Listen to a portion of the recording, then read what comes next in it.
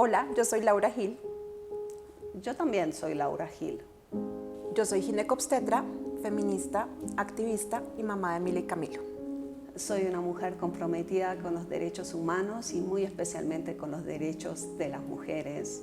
Soy madre de Juan Sebastián, esposa de Juan Manuel, colombiana a pesar de este acento que están escuchando, y ahora compañera de causa de la otra Laura Gil.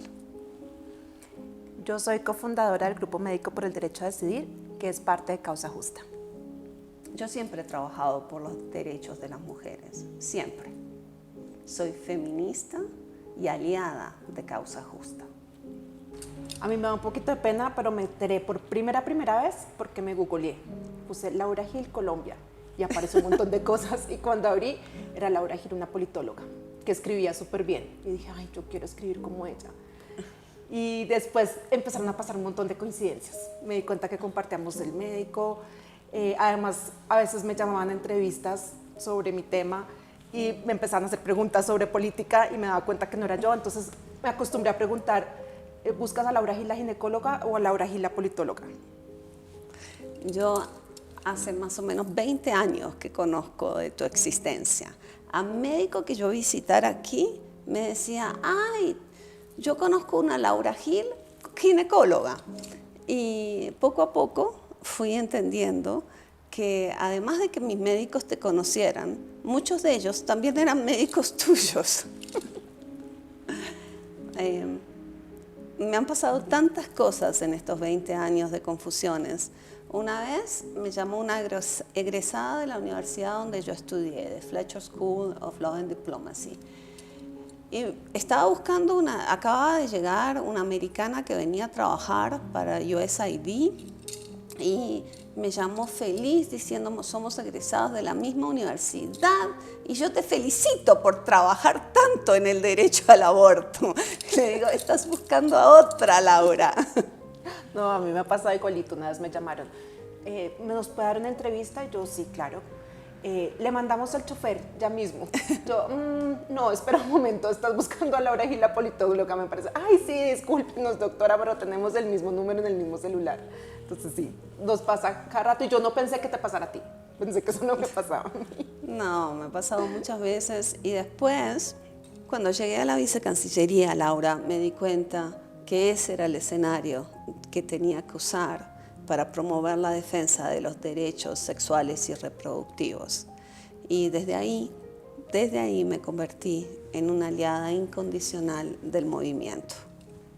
Pero yo creo que eso estaba destinado a ser 20 años antes, cuando nos dimos cuenta cada una de la existencia de la otra, y por diferentes caminos llegamos al mismo lugar.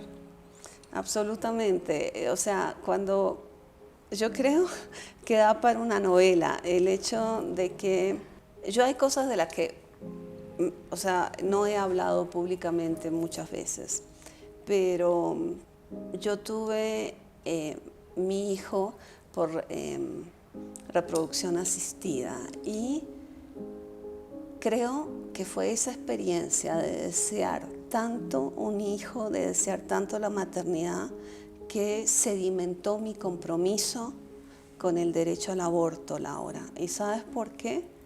Porque fue en ese momento que yo entendí que así como hay mujeres que ansiaban la maternidad como yo, habían mujeres que no la ansiaban, que no estaban preparadas, que no la querían, y que todas las mujeres, todas nosotras, tenemos el derecho a decidir si sí o a decidir que no.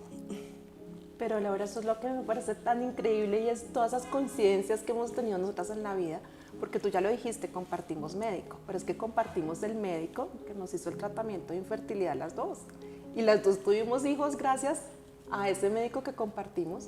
De hecho, una vez estaba en mi médico y me pasaron una factura que decía Laura Gil y que además tenía una dirección súper parecida a la mía, y dije, esto es la mía, y después dije, no, esta no es mi dirección realmente, y me di cuenta que compartíamos ese aspecto de nuestra vida. Y si bien yo llegué al activismo y a este objetivo casi que de vida, diría yo, de trabajar por los derechos de las mujeres de corazón y desde la niñez, desde la adolescencia. Yo diría que para mí esto siempre fue un norte. Para mí esa experiencia de no poder ser mamá y de haber tenido que tener también mucha ayuda para quedar en embarazo y tener a mis hijos, también moldeó todo eso que yo ya sentía y sabía de corazón. Primero, porque cuando tuve mis hijos, dije, esto es demasiado difícil y esto no se puede hacer obligada.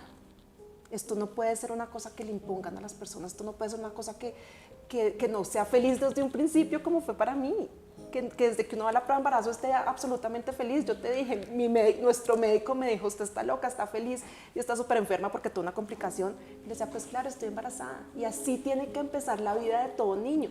Y después cuando tenía mis niños, yo decía, estos niños es lo mejor que me ha pasado en la vida y estos niños, como cualquier otro niño, se merecen lo mejor.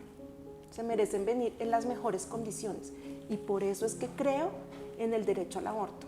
Porque solo una mujer sabe cuándo le va a poder brindar ese tipo de maternidad a su hijo, independientemente de las situaciones materiales. Pero es una cosa tan profunda y tan espiritual lo que necesita un niño, que no puede ser nada menos que elegido. Para mí, o sea, yo vivo el feminismo como un camino, un aprendizaje que nunca acaba.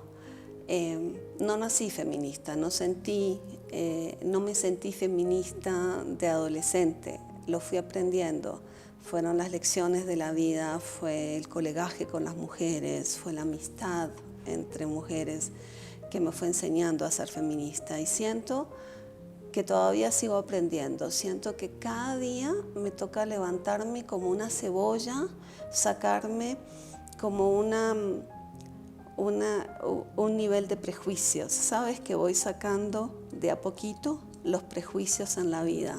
Y espero, a medida que envejezco, estar a la altura de lo que merecen las mujeres del país. Yo nuevamente te escucho totalmente porque para mí el feminismo también fue un camino. Lo empecé a recorrer yo creo que más temprano en mi vida porque fue un anhelo. Era como un rol a seguir para mí cuando era pequeña, pero lo fui entendiendo cuando llegué a la adolescencia, cuando llegué a la carrera de medicina, cuando llegué a la ginecología lo fui entendiendo mucho más. Y esa cebolla que tú describes de irse quitando prejuicios, para mí existe, pero sobre todo existe a través de escuchar a mis pacientes y de ver todo lo que les pasa. Y cada vez aprendo más y me reafirmo más en por qué soy feminista y por qué considero que esto es tan importante, no solo porque quiero que mi hija viva en un mundo justo para ella, sino porque aprendo de todas esas mujeres que todos los días me confían muchísimas cosas. Entonces para mí también es un camino que sigue y sigo aprendiendo cosas y sigo llenándome de argumentos. Para mí el pañuelo verde a veces es como una salida, como mostrar lo que uno estaba pensando. Yo creo que para nadie que me conociera fue una sorpresa que yo apareciera con pañuelo verde, o sea, eso no fue un punto de inflexión para nadie. Pero para mí el pañuelo verde hoy en día es un orgullo, es una representación de un orgullo, de estar orgullosa de lo que soy y de lo que hago, pero además ha abierto puertas a nivel personal y a nivel profesional que hacen que la gente sepa que puede contar conmigo. Y eso ha abierto puertas para que me compartan unas cosas súper profundas, para tener como el orgullo de decir, mis pacientes saben que pueden contar conmigo, mis familiares saben que pueden contar conmigo. Las mujeres saben que se pueden acercar a mí sin el riesgo de un juicio.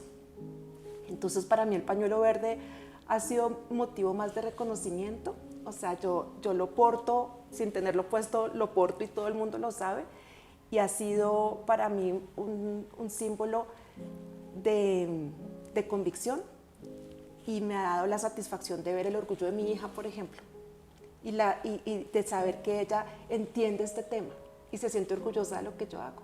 El orgullo de mi papá, de mi mamá también, pero de mi papá cada vez que yo hablaba o hacía una conferencia, me hacían una entrevista, para mí este pañuelo representa ese orgullo que yo les daba a ellos.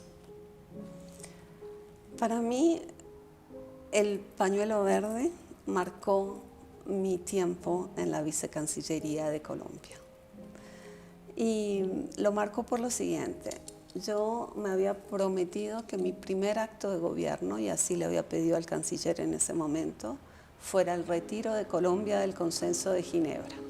Entonces me posesioné y a los 20 minutos llegué a la oficina a mandar la nota verbal oficializando el retiro. Cosa que no puedo dejar de agradecerte jamás. Y ese mismo día colgué 3 pañuelos verdes en mi oficina que estuvieron ahí hasta el final. Y para mí es un orgullo poder decir que hoy en día tenemos un gobierno que apoya esta causa, que apoya a las mujeres de Colombia. Y que sepan las mujeres de Colombia que donde yo estaré defendiendo el derecho a decidir sobre su cuerpo. En agosto estaré en la embajada en Austria y desde allí seguiré haciendo lo mismo que hice desde el viceministerio, defender estos derechos.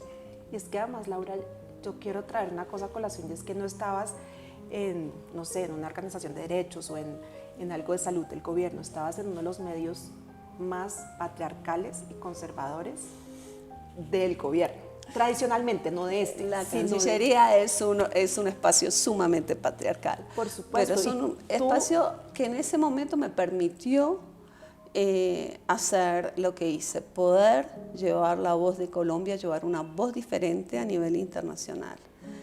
Para mí yo sentía una gran emoción, Laura, cuando me paraba y daba estos discursos en defensa de los derechos de las mujeres y que hubiera países que se levantaran y nos dijeran: parece otra Colombia, esto es otra Colombia. Y yo espero que sea una Colombia donde podamos seguir consagrando estos derechos, o sea, que no vayamos a dar marcha atrás. Como tú sabes, estos últimos fallos de la Corte Constitucional confunden, ponen en riesgo, mandan los mensajes equivocados a tus pacientes y a todas las mujeres del país que necesitan un aborto seguro y digno. De acuerdo, es que yo admiro mucho eso que tú hiciste, porque llegaste como mujer a hacer un trabajo para las mujeres, porque muchas veces uno ve como las mujeres ocupamos lugares de poder, pero se nos olvida que uno de los compromisos más grandes es trabajar por nosotras mismas, no llegar a reproducir el esquema patriarcal en el que pues, nos ha llevado a esos lugares de poderes porque ha avanzado, pero que todavía le falta mucho para avanzar. Entonces yo admiro eso muchísimo y bueno, siento que eso mismo me mueve a mí, porque la lucha no ha acabado. Como tú dices, tuvimos un gran logro, hemos trabajado durísimo por ese logro, pero siempre hay amenazas. Mira lo que pasó la semana pasada. Y como tú dices, esto no nos afecta a nosotras como Causa Justa, no me afecta, digamos, a mí como ginecóloga, pero termina afectando a las mujeres. Y lo peor es a las más vulnerables, que se quedan con la desinformación, que se quedan con el miedo de ir a consultar por miedo a que les digan: no, las noticias dijeron que eso ya no se lo tenemos que cubrir. Entonces, además de que las maltratan y las juzgan, además les van a negar los servicios. Entonces, a veces no hay conciencia de realmente esas acciones que hacemos a nivel macro, realmente a quién van a venir a afectar. Yo creo que tenemos que movilizarnos desde las entidades del gobierno, desde la sociedad civil, los médicos, pero sobre todo también los medios de comunicación, de dar información certera a las mujeres para tratar de minimizar no solo la desinformación, sino la confusión que causan este tipo de decisiones. Que en último es la única consecuencia negativa que tienen, porque desde el punto de vista normativo realmente nada ha cambiado en este momento, pero desde el punto de vista de la desinformación cambiaron muchas cosas. En estos días pueda que haya mujeres que acudan al aborto inseguro solo por una desinformación. Pues una de las cosas que nos tiene aquí es que hoy, junio del 2023, a más de un año de tener una sentencia que despenaliza el aborto hasta las 24 semanas, después de más de 16 años de la Corte reiterando que el aborto es un derecho. ¿Por qué? Porque es el mecanismo para proteger otros muchos derechos fundamentales, como el derecho a la salud, el derecho a la dignidad, el derecho a la igualdad. Estemos en una coyuntura en la que nos dicen ahora que una niña indígena tiene que estar sujeta a la opinión de sus líderes para saber si puede abortar o no. Y a mí eso me duele mucho, porque no entiendo cómo una mujer tiene menos derechos que yo por ser indígena.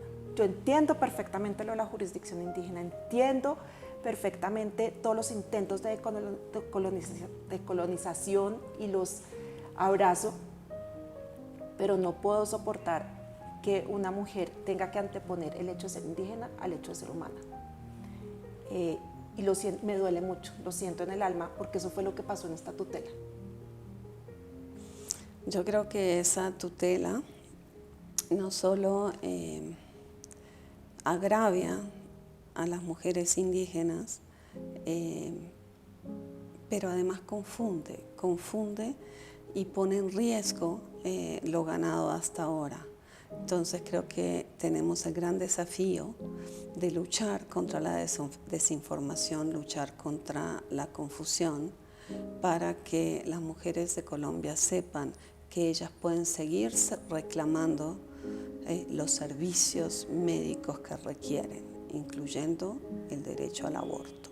Si en este momento yo tuviera la oportunidad de decirle a todas las mujeres de Colombia qué pensar, qué interpretar de toda esta coyuntura de noticias, la respuesta corta es: ustedes sí tienen derecho a un aborto seguro en el sistema de salud, porque la libertad de conciencia no ha dejado de existir y el fallo de la sentencia 055 del 2022 está basado en su libertad de conciencia, no en la opinión de si alguien piensa que el aborto es un derecho o no, o si la salud es un derecho o no. Los derechos fundamentales no han cambiado. Y la respuesta larga es: pueden ir a su EPS, pueden pedir su aborto, tienen la obligación de que se los den en menos de 5 días.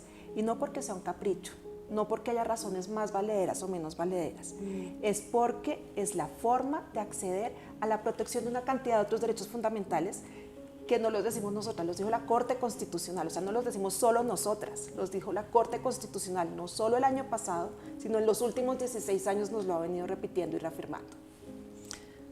Sabes, Laura, yo creo que hay varios mensajes para nosotras las mujeres en estos 2 fallos de junio del 2023 que pretenden dar marcha atrás con tutelas, acciones ganadas. O sea, el fallo de aborto es cosa juzgada, es un derecho el aborto para las mujeres colombianas.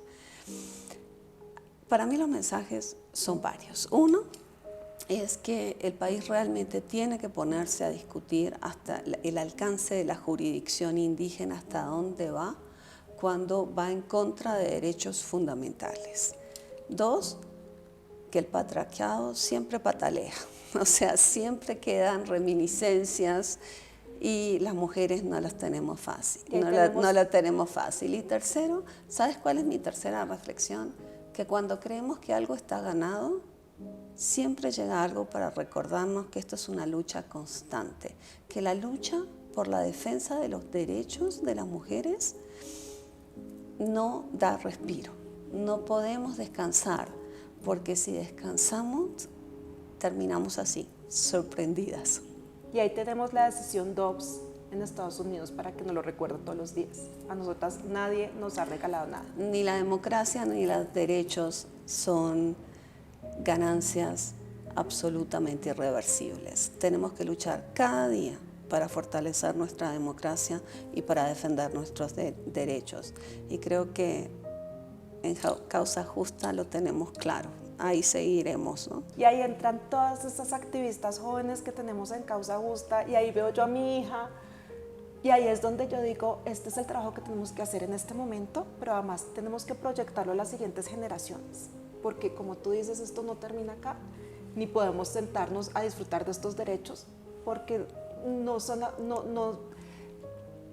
para toda la vida si no estamos ahí luchándolos todo el tiempo. El 21 de febrero del año pasado, del 2022, era otro de los muchos días en los que la Corte iba a sesionar sobre nuestra demanda.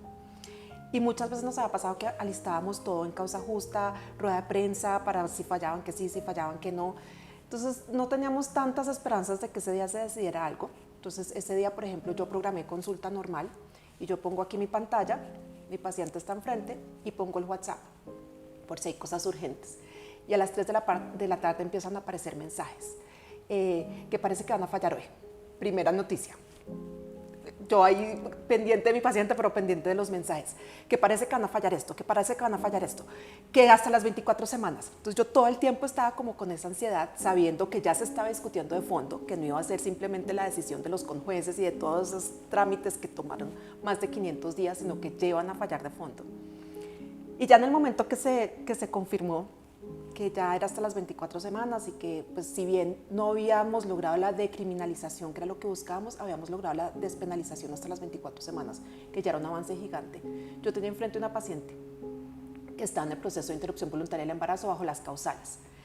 Y para mí fue clarísimo, tuve como esa claridad en ese momento de esta es la última paciente que tiene que pasar por la indignidad de que yo valide sus razones para abortar, de que yo diga que en efecto hay un riesgo para ella si continúa este embarazo, cuando para mí es claro como ginecóloga y como mujer que cualquier embarazo no deseado pone en riesgo el futuro, la vida, el bienestar de una mujer. Entonces para mí fue un momento de clarividencia y de felicidad gigante, pero sobre todo tener a esa mujer enfrente y decir, esta es la última vez que tengo que hacer esto que me parece indigno, no solo para ella, sino también para mí. Yo estaba en mi casa y me llamó un abogado tan feminista como yo, que hoy ocupa un alto puesto en el Gabinete Nacional, y me dijo, el fallo va a salir de tal forma, y yo no le creí. Es que era demasiada felicidad. ¿Pero a qué horas? En la tarde, no recuerdo cuánto. Yo no creí porque esas filtraciones de cómo van a ser los fallos nunca funcionan, no me quería ilusionar, no creí. Y a las 7 de la noche estaban los noticieros. ¿Y cómo te sentiste? Contenta, muy contenta. Y todavía en deuda, ¿sabes? Porque sentí que se había logrado algo, pero de ahí en adelante iba a tocar hacer mucho trabajo para volverlo realidad, para que el fallo permeara la política pública. Somos colombianas, sabemos que entre el papel y la realidad hay un gran trecho, y tenía muy claro desde ese momento en que esto iba a representar un gran desafío en términos de política pública y de efectividad de las agencias de salud del Estado. De acuerdo, para mí también abrió una puerta, era un éxito, era llegar a una cima, pero más adelante había una pendiente mucho mayor porque nos queda la despenalización social, nos queda llevar a la práctica lo que está en el papel, y algo que a mí me parece súper importante es la despenalización académica, desde mi medio, desde la medicina. Esto no va a ser una realidad si los profesionales de la salud no nos enseñan con un enfoque de género, porque nosotros podemos aprender las técnicas y podemos aprender las dosis de las pastillas y la ley la podemos entender, pero mientras no ejerzamos la medicina con un enfoque de género y con un enfoque de derechos, esto no termina de ser una realidad y sigue siendo un privilegio en vez de un derecho, como lo es. Tú no sabes lo que es tratar de explicar la necesidad de transversalizar el enfoque de género en todas las disciplinas. Es uno de los grandes desafíos profesionales que he tenido. Fue un desafío particularmente exigente en el Viceministerio de Asuntos Multilaterales, y ahora que se ha, digamos, adoptado en el Plan Nacional de Desarrollo una política exterior con enfoque de género, tengo la esperanza de que seamos capaces de poder llevar a los foros multilaterales, en cualquier cosa que actuemos, pero sobre todo en las cuestiones de salud, una visión desde el género. ¿Y te has sentido encasillada alguna vez por eso? Muchísimas veces, muchísimas veces. Muchísimas veces, o sea, yo creo que he sufrido los estereotipos que nos asignan a las mujeres a medida que transitamos en las diferentes etapas profesionales de nuestras vidas. Creo que he padecido todos. Yo también me he sentido encasillada y he padecido algunas cosas, pero más que eso a mí me gusta pensar que ese encasillamiento, porque claro, todo el mundo dice es la ginecóloga del aborto, la doctora del aborto, porque pues es mi tema y me da orgullo que sea mi tema. Más allá de sufrirlo, a mí me gusta. A mí me gusta porque es la causa mía, los derechos de las mujeres, pero además deja claro que conmigo pueden contar en cualquier momento. Entonces sí, yo estoy encasillada y hay gente que trata de hacerme sentir mal por eso, pero lo único que hacen es alimentarme esa satisfacción de ejercer mi carrera de esta forma.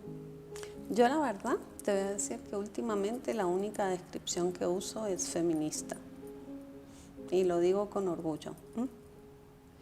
Claro, es que ahora escuchándote a ti yo digo, sí, yo soy ginecóloga, yo soy mamá, pero todas esas cosas las he enfocado desde servirle a las mujeres. Y para mí el feminismo es eso, es reconocer a la mujer que tengo enfrente y luchar por los derechos de ella también. Libertad, Laura. Vivir y dejar vivir. Libertad. La tarea que me dejó el legado de mi linaje femenino.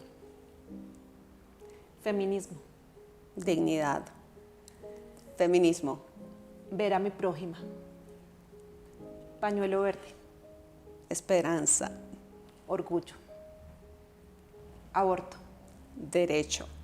Una opción. Maternidad. Una felicidad elegida.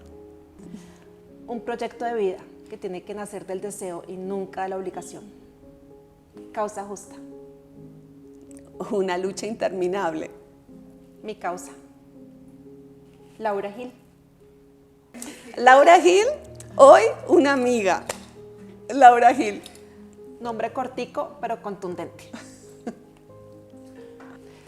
Laura, de este encuentro me llevo una alegría gigante de haberte conocido, porque te admiraba desde antes y porque me encantan todas las coincidencias que hemos tenido en nuestra vida, pero además me llevo como una frescura nueva de saber que no solo estamos trabajando desde Causa Justa, que tú estás haciendo lo tuyo. Me llevo agradecimiento por todo lo que has hecho y por ser aliada de nosotros. Yo sabes que me llevo, Laura, energía renovada por las mujeres de Colombia. Exacto.